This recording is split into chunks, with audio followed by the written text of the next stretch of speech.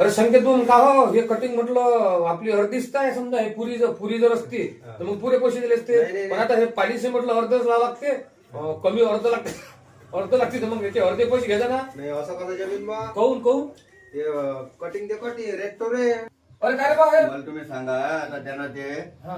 मेहंदीची पुळी आणली. हा. मेहंदीची पुळी तुम्ही एका या ब्रशच्या फरक्यात तुमचं डोकं पूर्ण होईल काय? मेहंदीची पुळी त्याला 30 रुपयावालीच पळा लागते अरे पाहिजे. मी काय म्हणाल हे केस जर तू आता मोठे आहे तुझ्या मग पालीत जास्त लागते माझ्या कमी लागते ना. मला तुम्ही सांगा आता तुम्ही 4 एकर वावर तूर सोयाबीनाचं पेरलं. हो. 2 एकरच्या समजा आपण सोयाबीन पकडतो. हा. पण जर समजा सोयाबीन पूर्ण कापलं तर तुम्ही 2 एकराला तूर देता काय? घेणार तर 4 एकरालाच घेते.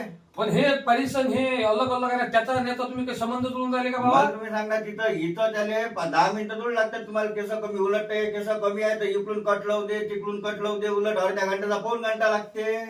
तुम्ही लावून सांगायचो की 150 रुपयाचं काम 20-30 रुपयात झालं पाहिजे असं थोडी जमत असते की.